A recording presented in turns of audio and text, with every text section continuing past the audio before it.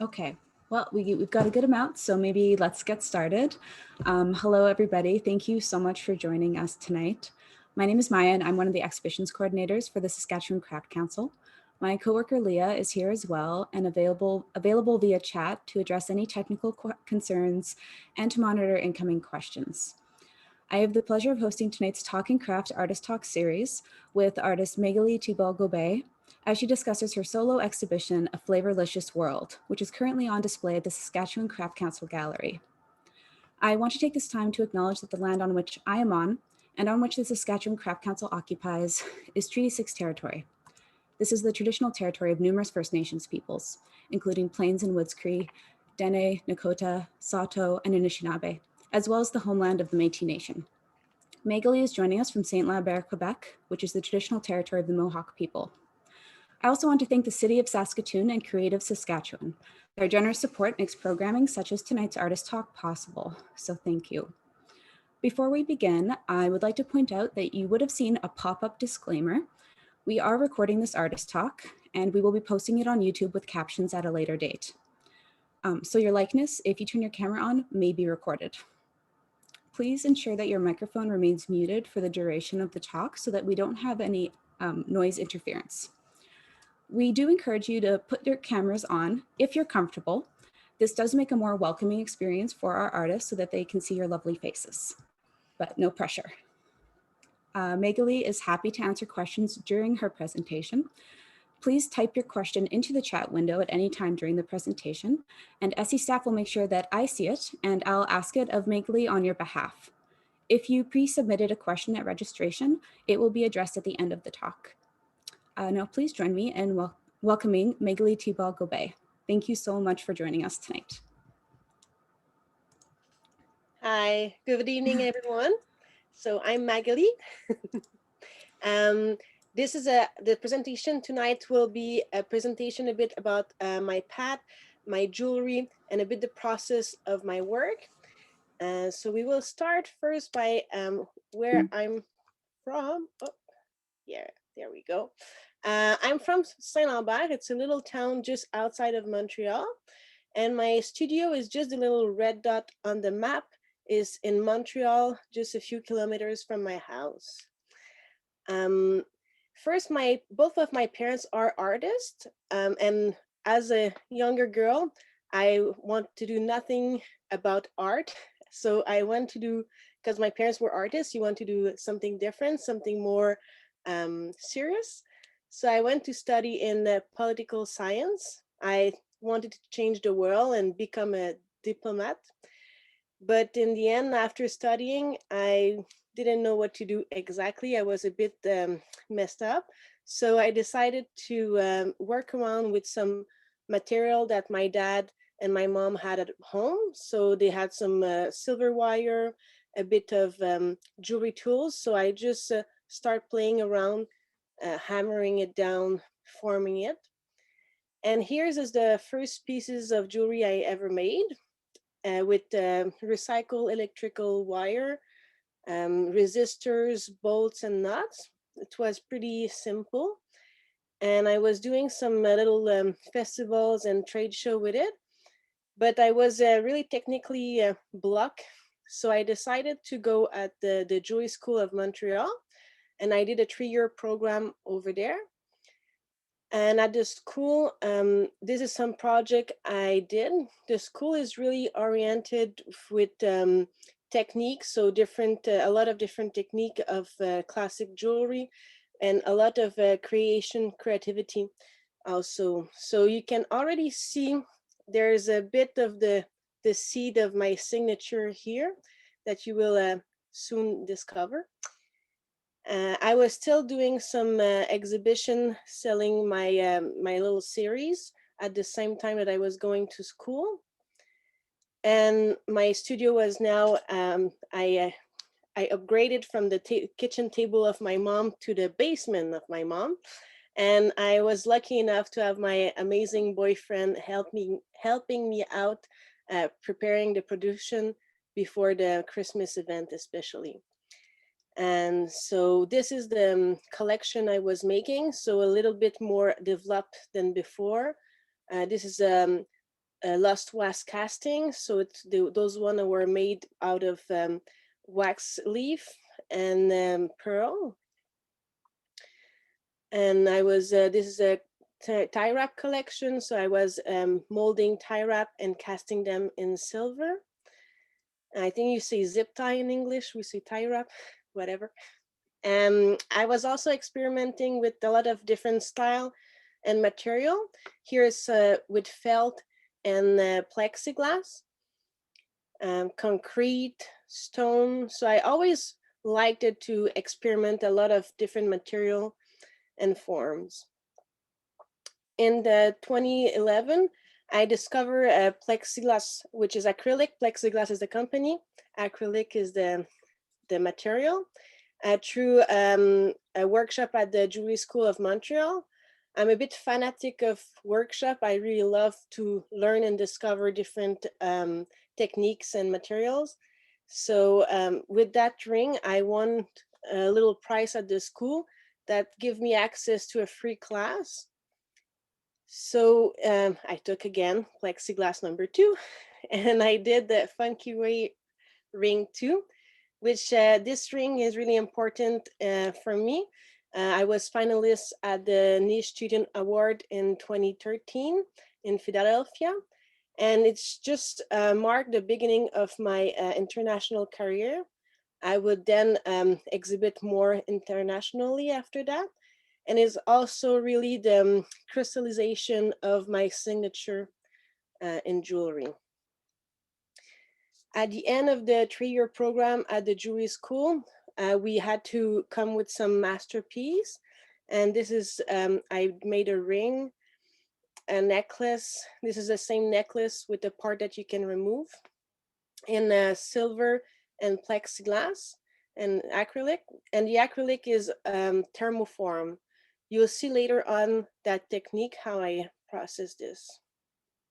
After graduating, I became a bench worker for Octo Joaillier, which is a little jewelry shop in a shopping mall. So it's really nothing glamorous, but it was really fun.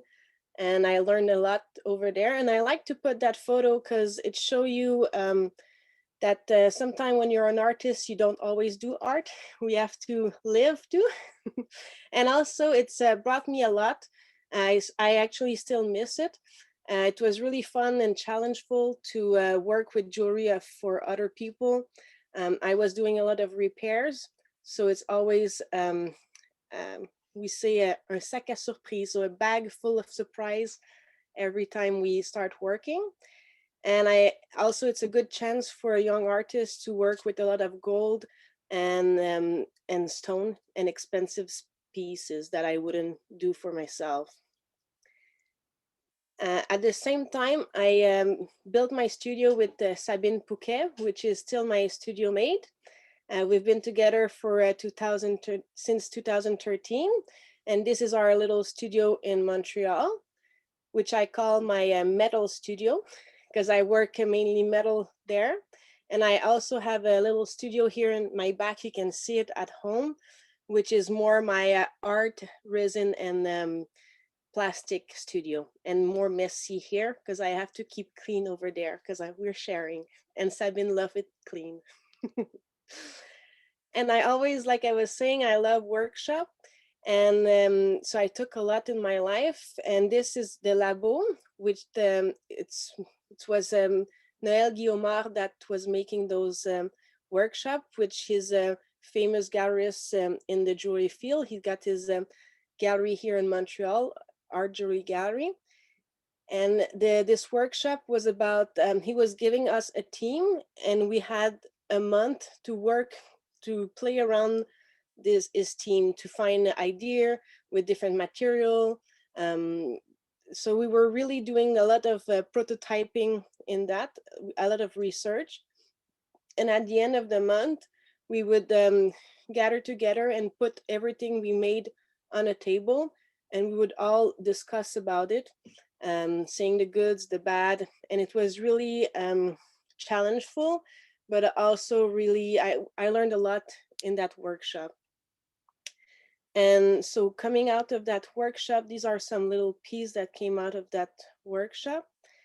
Here I was playing with tubing, with water with pigment in it and some valve so the water could flow from a side to another. This is with the resin, thermoform resin. So heat up resin that I come and shape it afterwards. And what's really cool is I use phosphorescent pigment, so they react with the black light.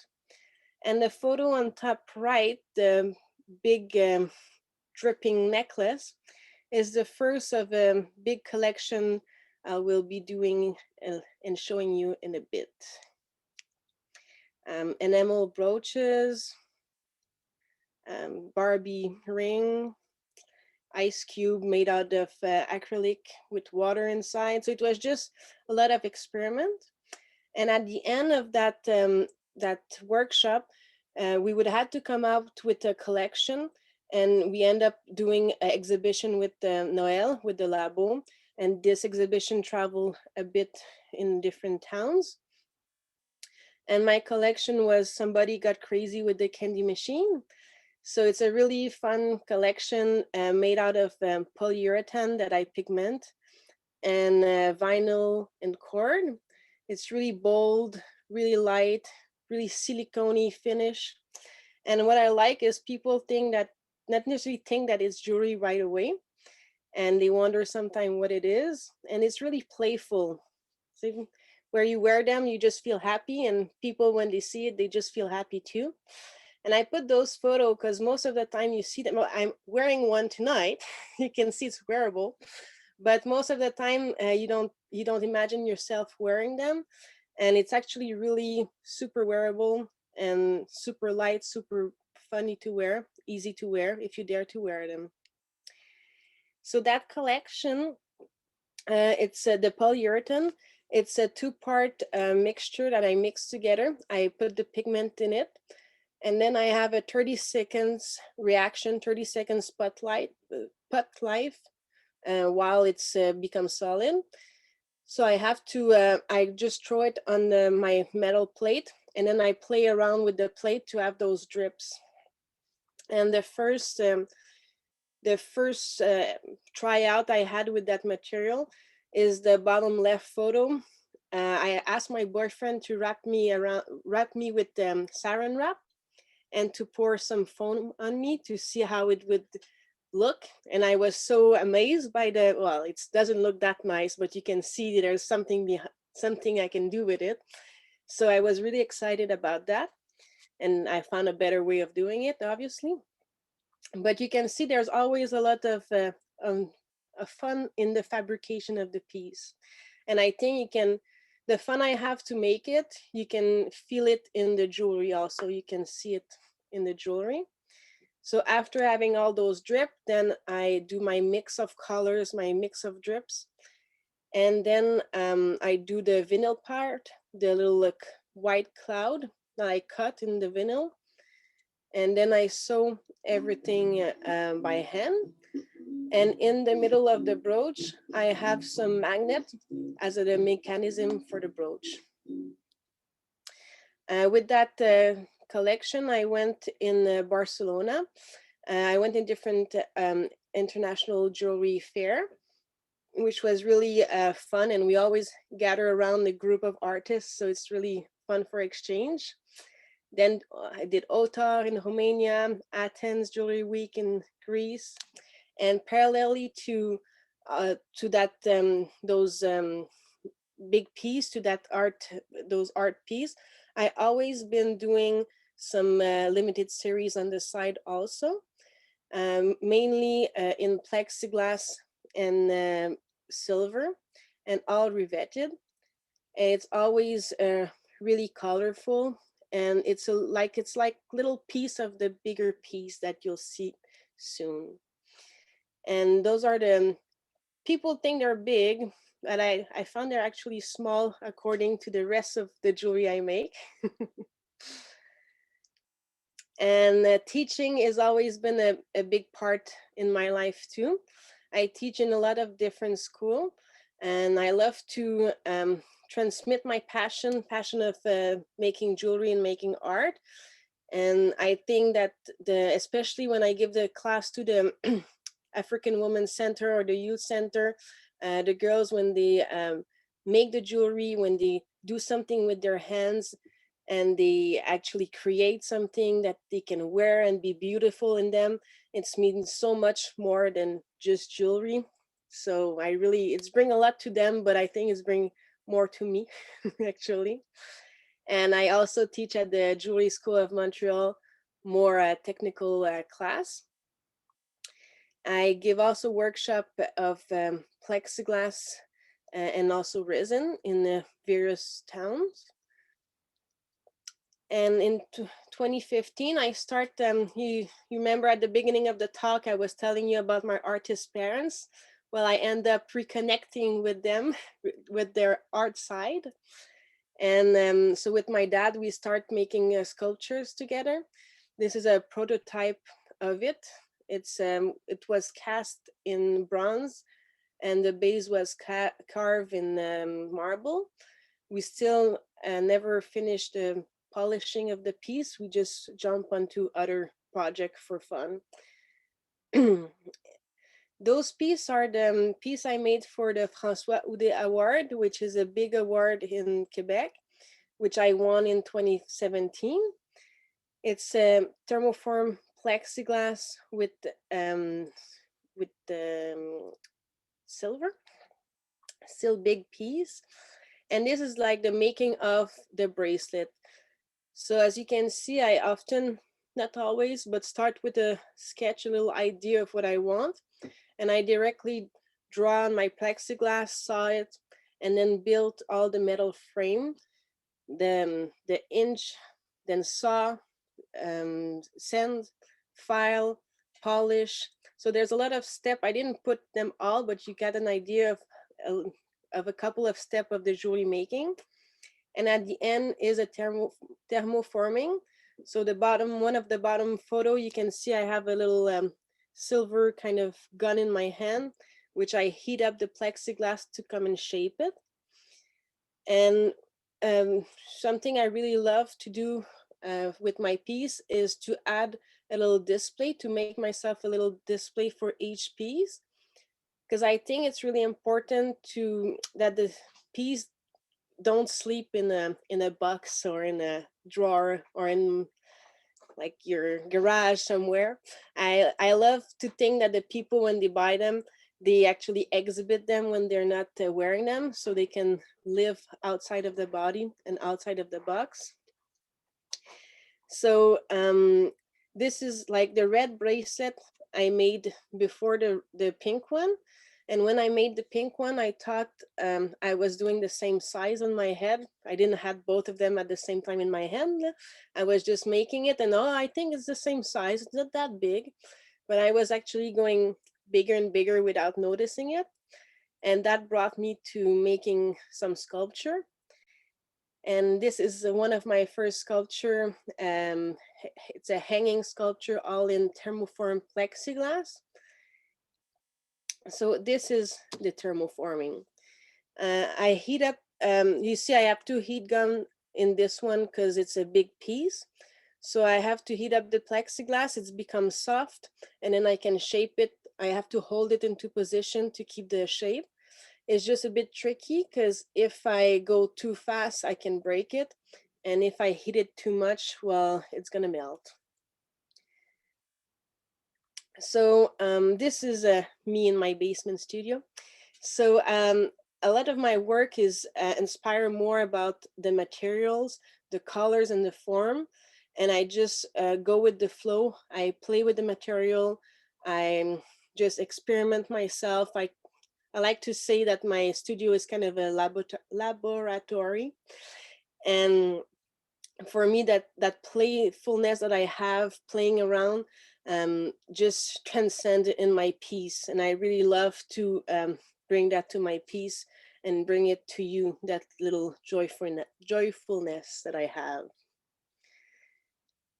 So this is in my basement studio. You can see that I love to do multitasking when I work.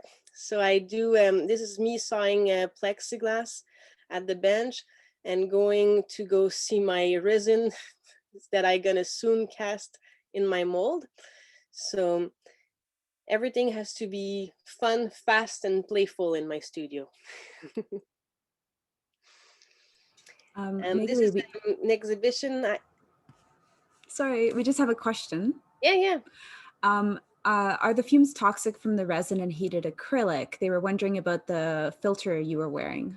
Yes, they're toxic. So I use my mask, and in my studio, actually, where I was going, where I'm actually mixing my resin. I don't know if you see my mouse here. No, I got a big Oh, yeah. fan. Yeah, here I got a big fan. Well, it's a kitchen fan. It's not the best, but it's better than nothing. But I still normally put my mask on. Well, I don't have it there, but most of the time I do. And I just got to say, I love the color of your safety goggles. Thank you. Yeah, they're really wonderful. All right, thank you. Welcome. Um, yeah, this exhibition, Et si les nuages étaient de la barbe à papa, is if clouds were cotton candy. Was my second exhibition, solo exhibition I did at La Guilde in Montreal. And I made those, you can see those bracelet, those pieces are at the exhibition here in Saskatoon.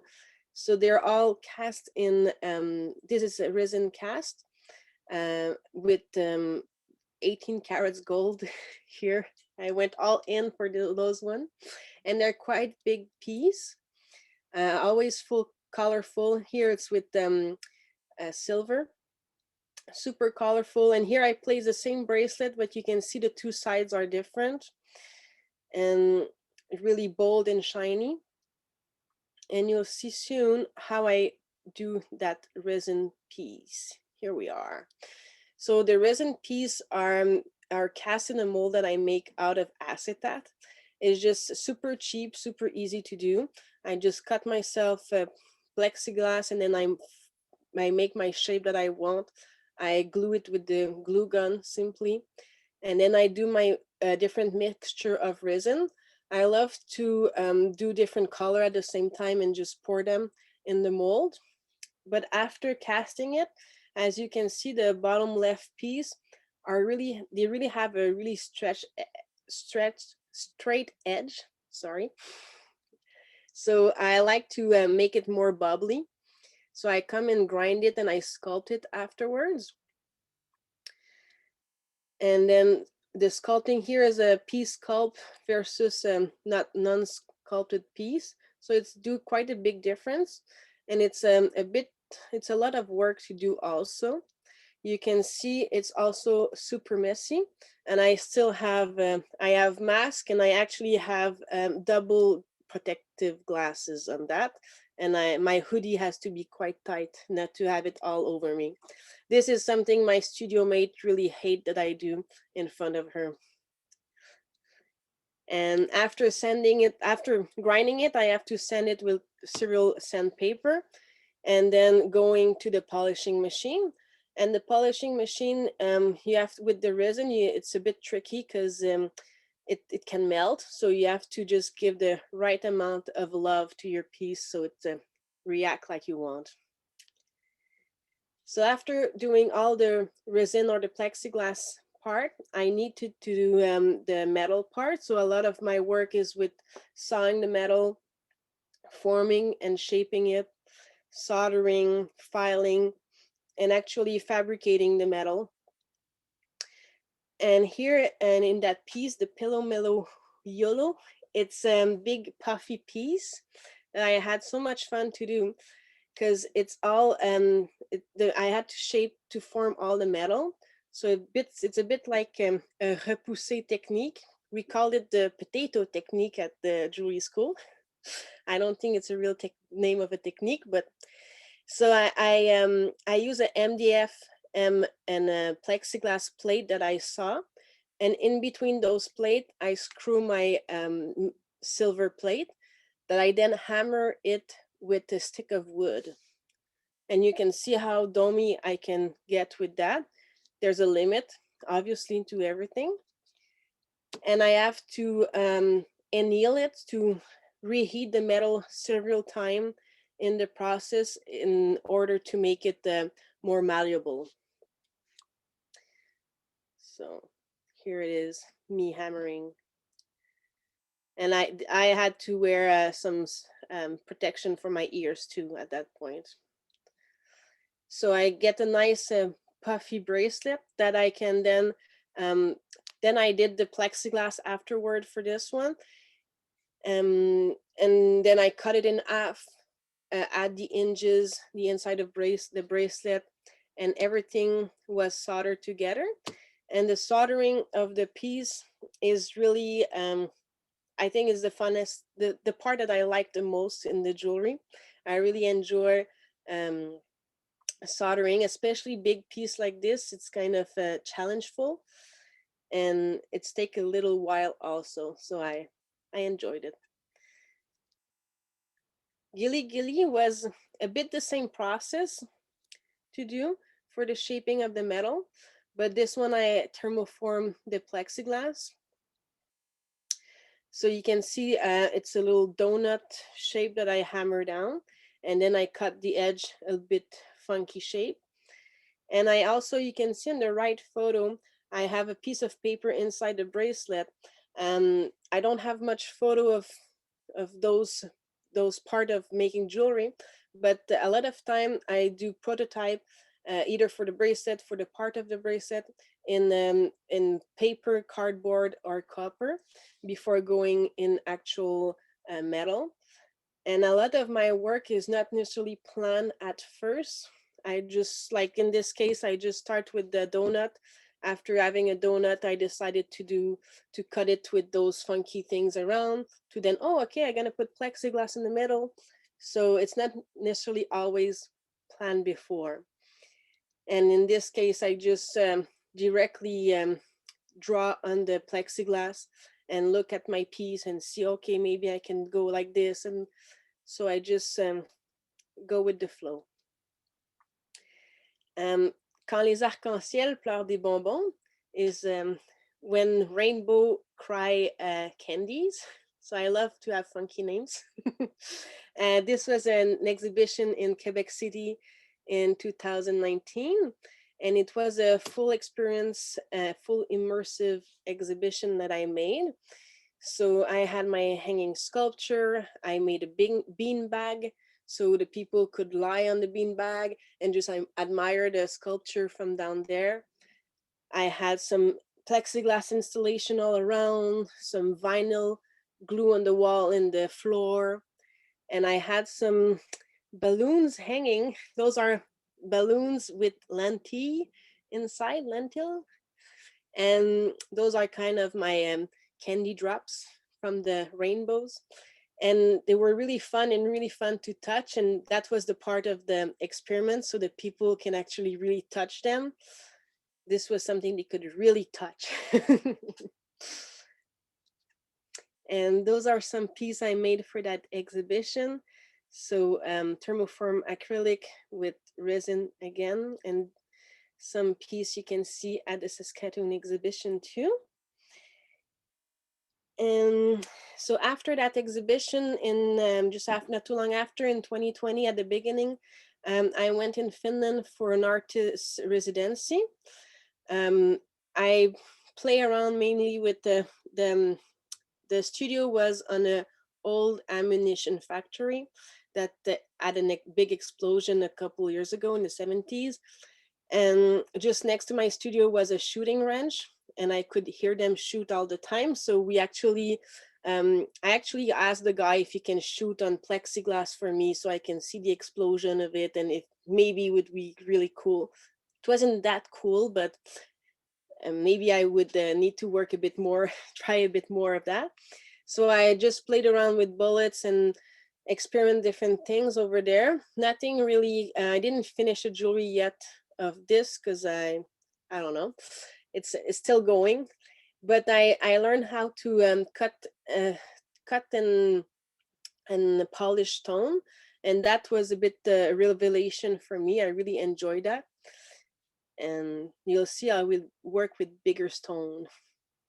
And right now in the studio, well, in 2020, because of the COVID arrive, it gave me a lot of opportunity to play around in my studio and to experiment stuff I wouldn't necessarily have time to do. So I experiment the thermoforming, the vacuum thermoforming of the acrylic. So here I got two vacuum plug to my box that's sucking the air and sucking it to the piece and shaping the plexiglass. So here are some sample. You can see I'm still don't master the technique. I still need to work a bit more around, but I already jumped. You can see I jump to one thing to another all the time, but sometime I will come back later on to make a piece, maybe in a year, with that idea, with that technique. And so I start stone carving because my dad is a big stone carver, and I had a lot of fun, but it's a bit hard to do. I didn't finish neither that piece, but I will. I promise I will. So I don't think this is me in the process of carving it with the tool. But there's not much of the stone going at the same time, so it take a little while. And in 2020, you can see I'm going bigger and bigger. Well, I had my first, I present my first public art maquette prototype for a contest that there was at the city of Saint Lambert, and those would have been 25 feet tall, and they would have been in aluminum powder coated. I was finalist. I didn't got that contest, but it's part of life. I got another one in 2021 at the beginning of this year. I had the chance to install Forêt Enchantée. I can translate it to Enchanted Forest, which are aluminum and plexiglass sculpture lighted up with lead inside. And you can see I'm just beside of it. It's 8 feet tall by 5 feet wide. So they're kind of big. So it's putting it to scale to my jewelry, and they light up at night. So that's really, really cool. So here we are. This is the Flavorlicious World. So I invite you to come and see the piece in real at the exhibition here at the Saskatchewan Craft Council. And thank you very much. If you have any question, here's the time. Thank you so much, Magali. I just want to say that I loved seeing the video of your process. That's so fun. That's such a wonderful documentation to have. And Yeah, I we, like to do those. yeah, it's great. So we do have a couple questions. You have a lot of international showcasing and creation opportunities. How do you finance these trips? Grants. The Canada Craft Council, I got grants for the Finland, and sometimes it's take time. From the Finland one, I apply in 2019, but I got the money just now in 2021. Well, especially with COVID, they were late, but I get grants. That's mainly how I can finance them. Okay, thank you. And now I have some other questions, a few that were submitted earlier, but anybody who wants to add questions into the chat, I will just ask them for you. So one person asked, how do you approach the challenge of scale? You work in ranges from jewelry to wearable art to large scale installations. um I don't they For me, I think now the challenge is staying small. I kind of tend to love to go bigger. I don't know, it just come out of me. I have that desire inside of me of going bigger. But obviously it's a challenge all the time. Like those big sculpture I had to do for them that I show you at the end was working that big of a scale. I didn't solder the aluminum. I didn't have that knowledge, so I have to find a good team that would help me from some part of those bigger piece. I hope I'm gonna learn all the techniques to be able to do them myself, because I think that's really fun to do. But yeah, and like actually doing some smaller piece of jewelry is also really gratifying because it go a bit faster, so you actually see the result faster. So Right. Great, thank you. Can you tell us more about the stands that are used to display your work? Someone commented that they are a really great finishing touch. yeah, well, those are actually they're in plexiglass. So I just those the one that I had first made were saw and then um, filed and then sand and then polish, which is a bit long to do. But right now I'm making them laser cut, so the edge are super nice. And I just drill holes and put my little plexiglass stick inside of them. And each of them are made for the actual piece. So that's why also the piece is hanging the good way normally on the stand. All right. And I think this question is addressed really well by your brooch, but do you wear your own jewelry? I try to wear it, but actually I don't wear any jewelry in the workshop because I'm just so messy. I actually, even for security wise, I don't even wear earrings. I just tied myself my hair really tight up, and as you can see, sometimes I have my hoodie all around me to protect myself. So because of security issue, I don't wear them in the workshop. In the everyday life, I do wear some of my limited series, but those pieces I wear them more in the occasion, like when I have to go in a meeting or in some place that I can actually wear some. I'm not in a hoodie. Yeah, and this last year has taught us all that when we get that opportunity to go out and be a little fancy, we're going to go for it Yes, from exactly. now on. Can you tell us a little bit about where your design inspiration comes from? I don't. My design inspiration, I don't really know exactly. Like they come from my world, from my imaginary world. Love to say, it's a place I like to be inside myself, inside my head, and it's shape that already always came to me naturally. So as you know, when you're on the phone and you're drawing in your book because you're, I don't know. I don't. Maybe not everyone do that on the phone, but I always do because you're bored or you need to do something. It's those kind of shape that I would always do over and over, and so they just come naturally to me, and I just love how they can. They just look organic. They just look like a big candy, a big drop, a big cushion that you just want to. They're really, uh, I don't know, friendly and colorful and joyful. So I think that that's it. They just come out of me, and I just play with it. Yeah, I think your work sort of taps into, I don't know, it feels very like soft but hard surface, like this hard candy but soft effervescent clouds. It kind of is alchemical, which I think is very jewelry, very much about jewelry. Yeah. Um, oh, another question. Have you thought of creating COVID plexiglass barriers?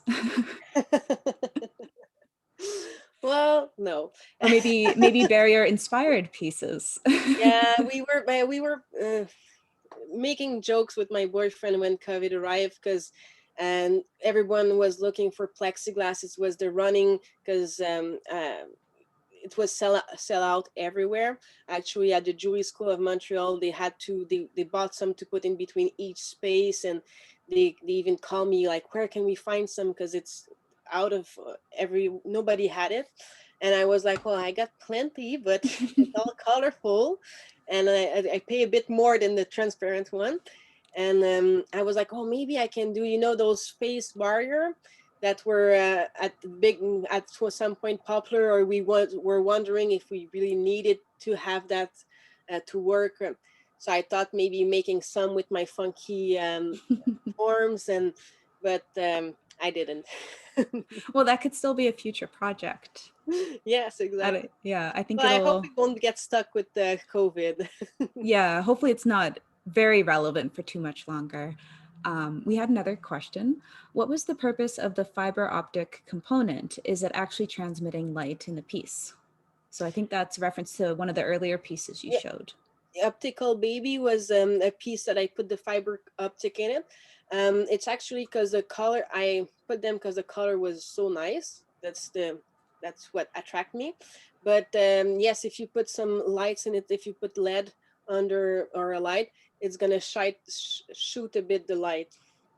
So that's a bit the same principle of my sculpture I made in the last piece I show you in aluminum and plexiglass.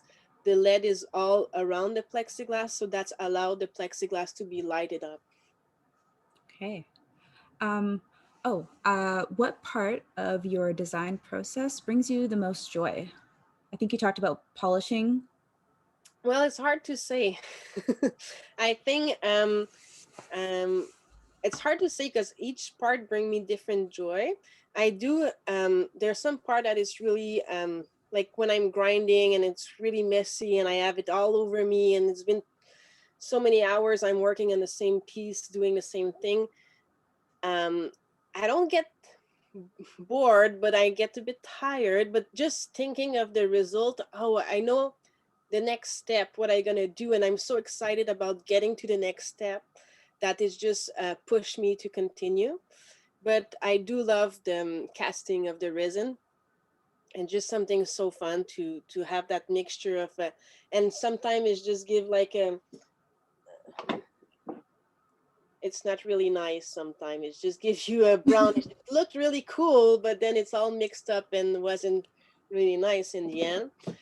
And the thermoforming of the plexiglass, I actually really love that. But it can also come with frustration. I did broke some piece and had to redo it all over again, and that's kind of a bummer because it happened at the end of the piece, so it's your final touch. A bit the same thing as you revet your piece and something goes wrong. It's like you don't want that to happen, but it can happen. Yeah. Um, but yeah, I think the casting of thing, like even the polyurethane, there's something fun about doing that, and it's like I don't really necessarily think of what I'm doing when I'm doing it. So yeah, It's very, very intuitive. yes, exactly. Yeah. Um, Great. Thank you. Is um, the Enchanted Forest a permanent installation? And if yes, where is it actually located? This the it's located in the Repentigny, Quebec. So it's a little town not too far from Montreal at Centre d'Art Diane Dufresne, and it's actually outside there for the winter. They can move those sculptures; they're not fixed in the ground. So the point is for them to be able to put them inside in a different spot around their center. It was supposed to be piece that they would ephemer, like they would just last for a couple of months. But with the proposition I made to them, they were so impressed and so happy with it that they decide to keep it and to, because you cannot throw them away, all in aluminum and plexiglass like this. And so they're gonna move it around, but they're not implanted there. But my like next step, I would like to do a big sculpture outside, and that would be fixed there. Yeah, permanent Amazing. sculpture. Yeah. I have one last question, unless there's any more from the audience. So feel free to add some more questions if anybody wants. Who or what else influences your work? Does it come from other artists or fashion? Um, it doesn't come from fashion. It do come from different artists. I do have to say my parents had a big impact on, and I never thought of that, even young, like especially younger. But I some of the shape I'm doing are a bit in the same family than the shape of my dad would do, and my both of my parents, but mainly my dad. And he was doing a lot of bubbly shape with straight edge, which I don't put straight edge. That's the difference. But and he was also working with acrylic, and I didn't even realize that actually at the beginning when I was working, because I was so like, no, you're my parents. And I was doing jewelry, which wasn't sculpture, wasn't art at first, so I didn't have that connection. But at one point, my dad came up like, "Oh, look, I made those pieces." And he made some little gold jewelry when he was younger, and he came up and showed them to me, and I was like, "Oh, it's really look a bit like my stuff too." And well, it's my stuff that look like his, whatever. And I realized, well, I was living in a house all my life with sculpture all around me, with the sculpture of my parents, which probably has had an impact, well, obviously had an impact on my work. So I would say they are my big influencer. But I do love, like, I don't know, there's so many artists that can, like, I love bubbly art, colorful art. So, yeah. Okay, let's see, we got another question in the chat. The installation we were just talking about, if those pieces are movable, how do you power the LED lighting? They have they can each of them you can plug them in the wall like a light actually. So inside of them there's each of the sculpture are built on a tube. The base is a tube, and inside the tube you have all the electrical connection, and from the bottom of the tube at the base of the sculpture, I can maybe go back just to show. That'd be great, thank you. Mm. Well, you see it barely, but it's a tube, and at the bottom of it, the wire comes out, and so that wire you can plug it, and each of them are separate, so they could install just one, two, or the whole set of 5 sculpture. Okay. Yeah, very cool. I like coming back to this image. Thank you for going back and showing us again. Okay, if there aren't any more questions from the audience, yeah, I want to say thank you so much for sharing your practice with us. That was so informative and just fascinating. Yeah, I like So, to show the process. I feel like well, I love to learn about the process as a maker. So that's why I talked a lot about the process behind the piece. yeah, that's great. Thank you so much. Yeah, thank you for inviting us into your universe for an evening. It was colorful and beautiful. Thank you everyone for joining us tonight. If you'd, oh yeah, I just want to mention that of course the exhibition is installed at the Saskatchewan Craft Council Gallery. Leah's been dropping links into the chat. Please also consider going to our virtual guest book and leaving a note for Magali. I think that'd be very much appreciated. If you'd like to, I'll invite you now to, we think this is nice to do. You can unmute your microphone and just say goodnight. I think that's kind of a nice thing to do at the end of artist talk, because normally we'd have a lot of applause. Yeah. So thank you everybody and good night. Thank you, Magali, so much. Thank Right. you. Well, Good Maggie, night, everyone. Appreciate it. Thank you. Good night. Thank you. Night. Good night. See you Good night. later, Max. Thank you. Good night, Alex.